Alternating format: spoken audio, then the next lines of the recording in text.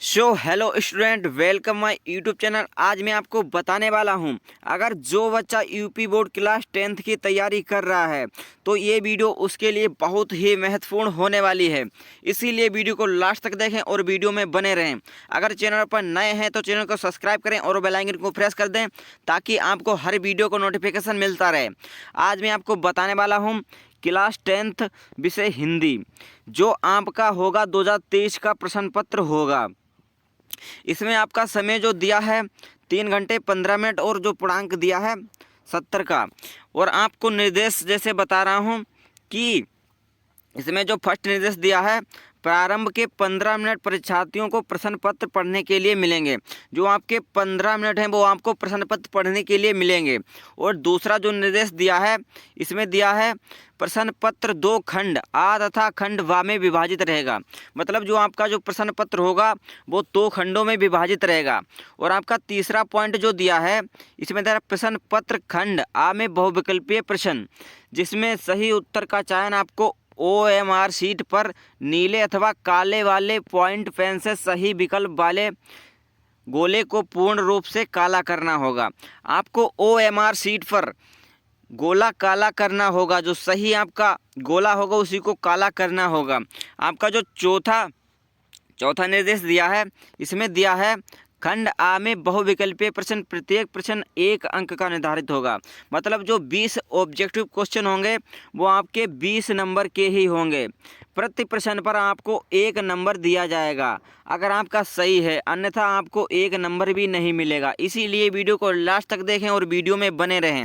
और आपका जो 5वां निर्देश दिया है, इसमें दिया है प्रश्न पत्र के खंड आ के प्रश्नों को हल करने हैं तो 1 घंटा तथा प्रश्न पत्र को हल करने हैं 2 घंटा मिलेगा। मतलब जो आपको बहुविकल्पीय हल करने होंगे उसके लिए आपको 1 घंटा और अन्य प्रश्न आपको हल करने होंगे उनके लिए 2 घंटा मिलेगा। और जो 5वां निर्देश दिया है, प्रत्येक प्रश्न के सम्मुख उनके अंक निर्धारित होंगे। मतलब आपका मान लो यही प्रश्न है, इसके सामने अंक होंगे। मतलब 1 नंबर का है तो 1 नंबर होगा, अगर 2 नंबर का है तो 2 नंबर होंगे। इसीलिए वीडियो को लास्ट तक देखें और वीडियो को लाइक नहीं किया है अभी तक तो लाइक कर दें। चलिए वीडियो को स्टार्ट करता हूँ। बहुविकल्पीय प्रश्न जो दिए हैं आपके 20 अंक के होंगे, इसीलिए आपको बहुविकल्पीय प्रश्न को कतई मतलब बिना स्किप किए ही देखना होगा, क्योंकि आपके 20 नंबर क्लियरली पक्के हो जाएंगे।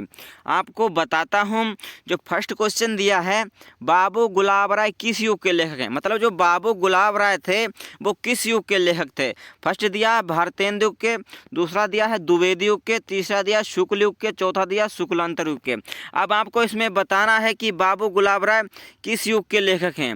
इसमें आपका फर्स्ट वाला ऑप्शन से हो जाएगा। बाबू गुलाब राय जो थे आपके भारतेंदु युग के लेखक थे। आपका फर्स्ट क्वेश्चन सही हो जाएगा। नेक्स्ट क्वेश्चन आपका दूसरा दिया है कि चिंतामणि किस विधा की रचना है। आपको बताना है कि चिंतामणि किस विधा की रचना है। फर्स्ट दिया आपका निबंध है, दूसरा दिया है कविता, तीसरा दिया है नाटक, चौथा दिया है कहानी। इसमें आपको बताना है कि चिंतामणि जो है आपकी किस विधा की रचना है। वो आपका इसमें फर्स्ट वाला क्वेश्चन सही हो जाएगा। मतलब जो हो जाएगा निबंध, मतलब चिंतामणि जो है आपकी निबंध विधा की रचना है। फर्स्ट वाला विकल्प आपका सही हो जाएगा, राइट आंसर। नेक्स्ट क्वेश्चन आपका तीसरा दिया है कि गबन किसकी रचना है। मतलब आपको बताना है कि गबन किसकी रचना है। फर्स्ट दिया है मुंशी प्रेमचंद्र, दूसरा दिया है जयशंकर प्रसाद, तीसरा दिया है निराला, चौथा दिया है हरिकृष्ण प्रेमी। आपको बताना है कि गबन किसकी रचना है। इसमें आपका फर्स्ट वाला ऑप्शन से हो जाएगा। गबन जो है आपकी मुंशी प्रेमचंद्र की रचना है। नेक्स्ट क्वेश्चन आपका चौथा दिया है कि शुक्ल युग की समय विधि क्या है। मतलब आपको बताने हैं कि शुक्ल युग की समय विधि क्या है। फर्स्ट दिया है 1936 से 1943 ईस्वी तक, दूसरा दिया है 1900 से 1900 और 1938 ईस्वी तक, तीसरा दिया है 1900 से 1918 ईस्वी तक और चौथा दिया है उपर्युक्त इनमें से नहीं। आपको बताना है कि शुक्ल युग की समयाविधि क्या है। इसमें आपका दूसरा वाला ऑप्शन सही हो जाएगा। उस शुक्ल युग की जो समयाविधि होगी वो होगी 1919 से 1919 तक। मतलब आपको दूसरा वाला ऑप्शन टिक कर देना है। अगर यूपी बोर्ड में पूछा जाए तो आपको यही बताना है। नेक्स्ट क्वेश्चन आपका पांचवा दिया है कि नीड़ का निर्माण फिर किस विधा की रचना है। मतलब जो नीड़ का निर्माण है वो फिर किस विधा की रचना है। फर्स्ट दिया है जीवनी, दूसरा दिया है आत्मकथा, तीसरा दिया है साक्षात्कार भेंटकर्ता और चौथा दिया है रेखा चित्र। आपको बताना है कि नीड़ का निर्माण फिर किस विधा की रचना है। इसमें आपका दूसरा वाला ऑप्शन सही हो जाएगा। मतलब जो आत्मकथा है वही नीड़ का निर्माण फिर से, मतलब किस विधा की रचना है वो नीड़ का निर्माण फिर किस विधा की रचना है, वो आत्मकथा विधा की रचना है। नेक्स्ट क्वेश्चन आपका छठवां दिया है, इसमें दिया है कि प्रिय प्रवास किस युग के लेखक हैं। मतलब जो प्रिय प्रवास थे वो किस युग के लेखक थे। आपका फर्स्ट दिया है द्विवेदी युग के, दूसरा दिया है भारतेंदु युग के, तीसरा दिया है प्रगतिवाद युग के और चौथा दिया है छायावाद युग के। इसमें आपको बताना है प्रिय प्रवास किस युग की रचना है। इसमें आपका फर्स्ट वाला ऑप्शन से हो जाएगा। प्रिय प्रवास जो होती है आपकी द्विवेदी युग की रचना है, वो प्रिय प्रवास आपकी द्विवेदी युग की रचना है। नेक्स्ट क्वेश्चन आपका सातवां दिया है कि मधुशाला किसकी रचना है। मतलब आपको बताने कि मधुशाला किसकी रचना है। इसमें आपका फर्स्ट क्वेश्चन दिया है रामधारी सिंह दिनकर, दूसरा दिया हरिओद, तीसरा दिया हरवंश राय बच्चन, चौथा दिया सुमित्रा नंदन पंत। इसमें आपको सही विकल्प चयन करना है कि मधुशाला किसकी रचना है। इसमें आपका थर्ड वाला ऑप्शन से हो जाएगा, जो हरिवंश राय बच्चन थे वो उसकी मधुशाला रचना थी। नेक्स्ट क्वेश्चन आपका आठवां दिया है कि भारत भारती किसकी रचना है। मतलब जो भारत भारती है वो किसकी रचना है। फर्स्ट दिया है सियाराम शरण गुप्त, दूसरा दिया है मैथिली शरण गुप्त, तीसरा दिया है जयशंकर प्रसाद, चौथा दिया है महादेवी वर्मा। अब आपको बताना है कि भारत भारती किसकी रचना है।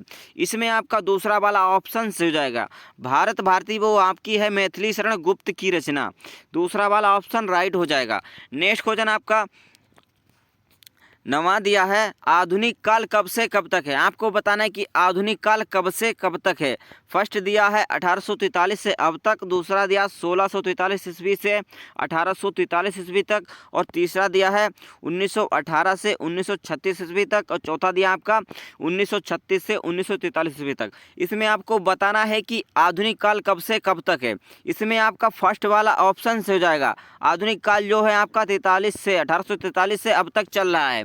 नेक्स्ट क्वेश्चन आपका दिया है कि मतीराम किस युग के कवि थे। मतलब जो मतीराम थे वो आपको किस युग के कवि थे। फर्स्ट दिया है रीतिकाल के, आधुनिक काल थे और दूसरा दिया आदिकाल के थे और तीसरा दिया भक्तिकाल थे और चौथा दिया आपका रीतिकाल थे। आपको बताना है कि मतीराम किस युग के कवि थे। इसमें आपका चौथा ऑप्शन से हो जाएगा, मतीराम जो थे वो रीतिकाल युग के कवि थे। नेक्स्ट क्वेश्चन आपका 11वां दिया है कि हास्य रस का स्थायी भाव क्या है। मतलब आपको बताना है कि हास्य रस का स्थायी भाव क्या है। इसमें आपका फर्स्ट दिया शोक है, दूसरा दिया है रति, तीसरा दिया है हास, चौथा दिया है निर्वेद। अब आपको बताना है कि हास्य रस का स्थायी भाव क्या था। इसमें आपका तीसरा वाला ऑप्शन सही हो जाएगा, हास्य रस का स्थायी भाव हास होता है और हास का स्थायी भाव होता है शोक। नेक्स्ट क्वेश्चन आपका 12वां दिया है कि सोहत ओढ़े पीठ पथ श्याम सलोने गात मानो नील मणि सेल पर आतप परियो प्रकाश। मतलब आपको बताना है कि उपयुक्त पंक्तियों में कौन सा अलंकार है। ये आपको बताना है कौन सा अलंकार है। फर्स्ट दिया उपमा अलंकार है, दूसरा दिया उत्प्रेक्षा अलंकार है, तीसरा दिया रूपक है और चौथा दिया श्लेष है।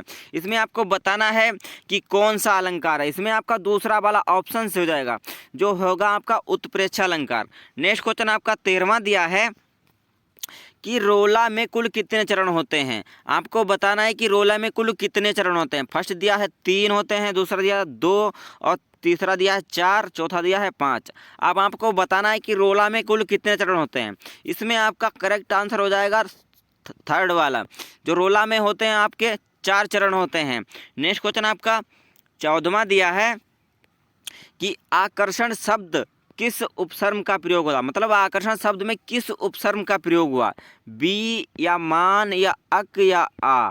इसमें आपको बताना है कि आकर्षण शब्द है उसमें किस उपसर्ग का प्रयोग हुआ। इसमें आपका चौथा वाला राइट आंसर हो जाएगा, आकर्षण शब्द में आ का प्रयोग हुआ है। नेक्स्ट क्वेश्चन आपका 15वां दिया है कि प्रत्यय के कितने भेद होते हैं। आपको बताना है कि प्रत्यय के कितने भेद होते हैं। फर्स्ट दिया है 2 होते हैं, दूसरा दिया है 5 होते हैं, तीसरा दिया है 6 होते हैं, चौथा दिया आपका 3 होते हैं। इसमें आपका राइट आंसर हो जाएगा फर्स्ट वाला, प्रत्यय के जो होते हैं आपके 2 भेद होते हैं। नेक्स्ट क्वेश्चन आपका 16वां दिया है कि पीताम्बर में कौन सा समास है, मतलब आपको बताना है कि पीताम्बर में कौन सा समास है। इसमें आपका तीसरा वाला ऑप्शन सही हो जाएगा। पीताम्बर में जो होता है आपका बहुब्रीहि समास होता है।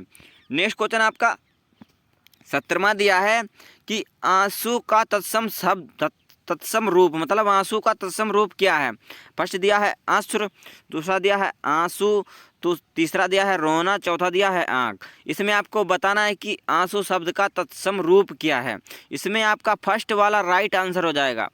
आंसुर जो होता है आंसू का तत्सम रूप होता है। नेक्स्ट क्वेश्चन आपका 18वां दिया है यण संधि का सूत्र क्या है, मतलब आपको बताना है कि यण संधि का सूत्र क्या है। इसमें आपका तीसरा वाला ऑप्शन राइट ऑप्शन हो जाएगा। एकोणसी जो होता है आपका यण संधि का सूत्र होता है। नेक्स्ट क्वेश्चन आपका 19वां दिया है कि फलस शब्द का वचन एवं विभक्ति लिखनी है। आपको बताना है कि फलस शब्द का वचन एवं विभक्ति। आपको फर्स्ट दिया है षष्ठी विभक्ति एक वचन, और दूसरा दिया सप्तम विभक्ति द्विवचन, और आपका तीसरा दिया है षष्ठी विभक्ति बहुवचन, आपका चौथा दिया चतुर्थ विभक्ति बहुवचन। इसमें आपको बताना है कि फलस शब्द का वचन एवं विभक्ति। इसमें आपका फर्स्ट ऑप्शन जो हो जाएगा राइट आंसर हो जाएगा, आपका फर्स्ट ऑप्शन हो। नेक्स्ट क्वेश्चन आपका 20वां दिया है कि अपठत धातु का एक वचन, मतलब आपको अपठत धातु का वचन एवं पुरुष लिखना होगा।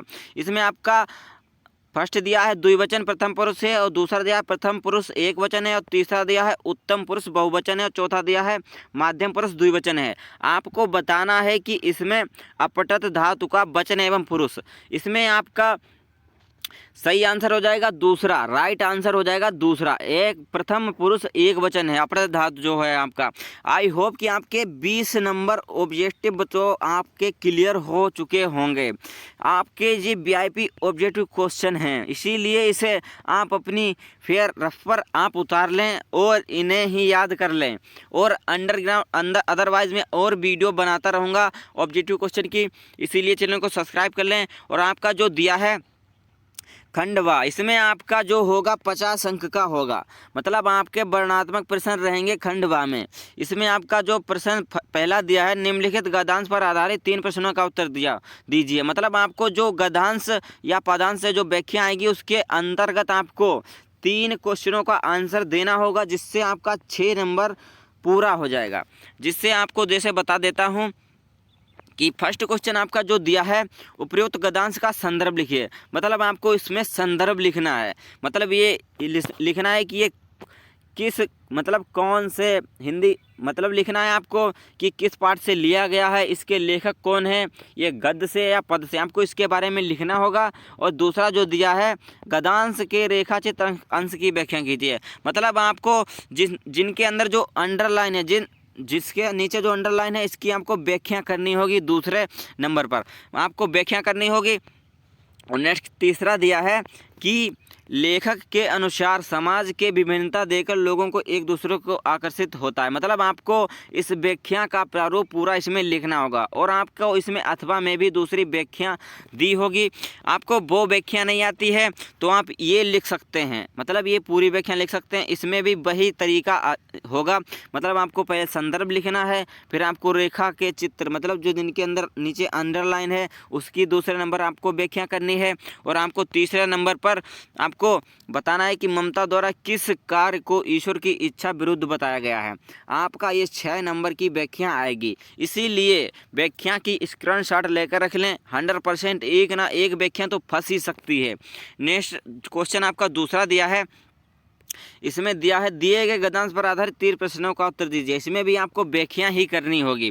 आपको इसमें भी फर्स्ट क्वेश्चन जो दिया है उपयुक्त गद्यांश का संदर्भ लिखिए, आपको संदर्भ लिखना है। दूसरा दिया है रेखाचित्र अंश की व्याख्या, मतलब आपको व्याख्या भी करनी है।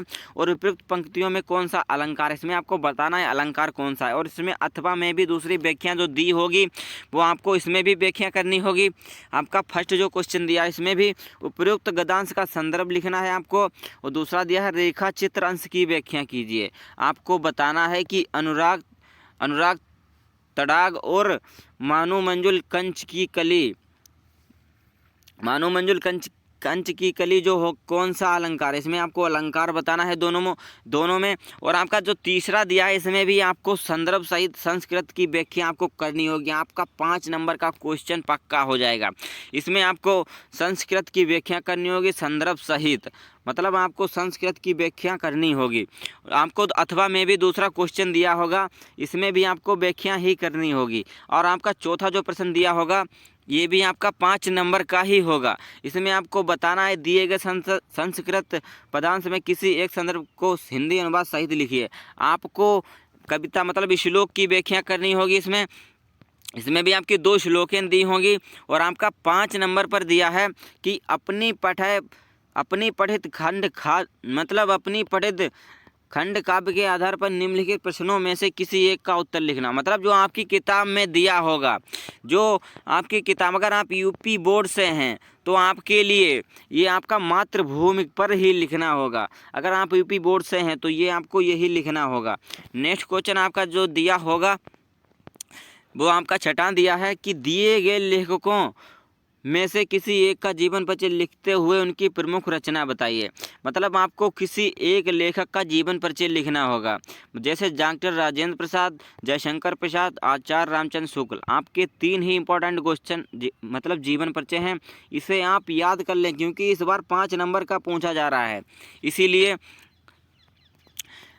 नेक्स्ट क्वेश्चन आपका जो छठा दिया इसमें भी आपको जीवन परिचय देते हुए एक एक रचना लिखनी होगी। गोस्वामी तुलसीदास, सुमित्रानंद पंत, महाकवि भूषण, महाकवि सूरदास। मतलब आपको इसमें भी एक VIP जीवन परिचय है। मतलब आपको इन तीनों में से किसी ना किसी एक कवि का जीवन परिचय फंस ही जाएगा। ये भी आपका 5 नंबर का रियलिटी पक्का हो जाएगा। और आपको इसमें दिया है अपनी पाठ्य पुस्तक कथांश कोई एक श्लोक जो प्रश्न पत्र में ना आया हो। मतलब आपको एक श्लोक लिखना होगा जो इस क्वेश्चन पेपर में ना आया हो। आपका 2 नंबर का होगा। इसमें आपको 8 नंबर पर दिया है कि किन्हीं 2 प्रश्नों के उत्तर संस्कृत में दीजिए। आपको संस्कृत के उत्तर देने हैं। आपको 2 नंबर का एक क्वेश्चन होगा। इसकी वीडियो में ऑलरेडी बना चुका हूँ, डिस्क्रिप्शन में लिंक मिल जाएगी। और जो 9वां दिया है इसमें दिया है कि निम्नलिखित में से किसी एक विषय पर निबंध लिखिए। मतलब आपको निबंध लिखना है या पर्यावरण सक्षरण पर्यावरण का उपाय, या तो आतंकवादी कारण का निवारण, और आपको लिखना है कि जनसंख्या लाभ या हानि या नारी शक्ति कारण। मतलब आपको लिखना है इनमें से एक पर निबंध लिखना होगा। आपका 9 नंबर पक्का हो जाएगा। आई होप कि आपको वीडियो अच्छी लगी होगी। अगर वीडियो अच्छी लगी है तो लाइक करें, और आपकी क्या राय है तो कमेंट में ज़रूर बताएं। और अभी तक आपने मेरे चैनल को सब्सक्राइब ना किया हो तो सब्सक्राइब